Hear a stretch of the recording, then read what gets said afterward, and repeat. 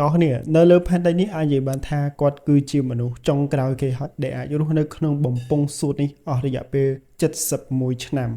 គាត់មានឈ្មោះថា Paul Alexander គាត់រស់នៅក្នុងទីក្រុង Dallas នៃរដ្ឋ Texas មូលហេតុដែលគាត់ត្រូវរស់នៅក្នុងបំពង់ធុងសួតនេះឬក៏គេនិយាយថាសួតដែកនេះគឺរយៈពេល71ឆ្នាំគឺដោយសារតែកាលពីកុមារភាពកាលពីឆ្នាំ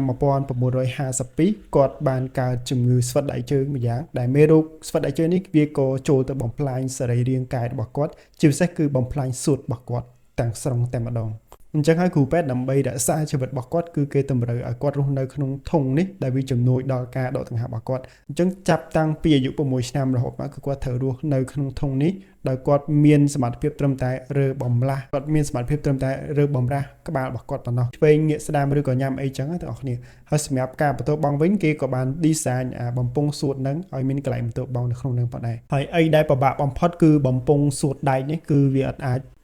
ផលិតភ្លើងបានទេគឺត្រូវតែមានភ្លើងសម្រាប់វាជានិច្ចអញ្ចឹងបើសិនជាដាច់ភ្លើងដាច់អីគឺពិបាកមែនទែនហើយកុំឃើញគាត់រស់នៅក្នុងធុងសួតដែកគាត់ជាមនុស្សពិការនៃភាពបែបនេះកុំវិយតម្លៃគាត់ទាំងអស់គ្នាគាត់គឺជាមនុស្សដ៏អស្ចារ្យម្នាក់គាត់គឺជា role model សម្រាប់មនុស្សគ្រប់គ្នាហើយជាពិសេសគឺគាត់រៀនបានច្រើនមែនទែនទោះបីជាគាត់ស្វិតដៃជើងគាត់រស់នៅបាននៅក្នុងធុងគាត់កម្រើកបានតែមាត់ឬក៏ក្បាលប៉ុន្តែគាត់បានបញ្ចប់ថ្នាក់មហាវិទ្យាល័យគាត់រៀនបានផ្នែកច្បាប់គាត់បញ្ចប់ផ្នែកច្បាប់រហូតក្លាយទៅជាមេធាវីហើយគាត់ក៏បានទៅសេសភៅ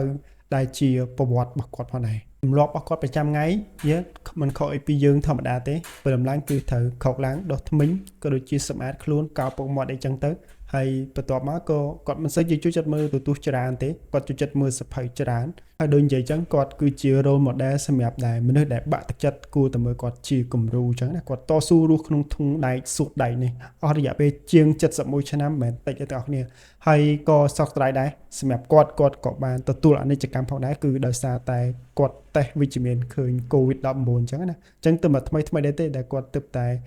ស្លាប់បាត់បង់ជីវិតចឹងណាគឺដោយសារតែ COVID-19 វាយប្រហារគាត់ប៉ុន្តែរឿងដែលយើងត្រូវរៀនសូត្រពីគាត់គឺគាត់មានការតស៊ូខ្លាំងហើយទោះបីជាពិការភាពតែគាត់នៅតែអាចក្លាយទៅជាធនធានមនុស្សដែលមានចំណេះដឹងហើយក្លាយជាមេធាវីអាជីពបានទៀត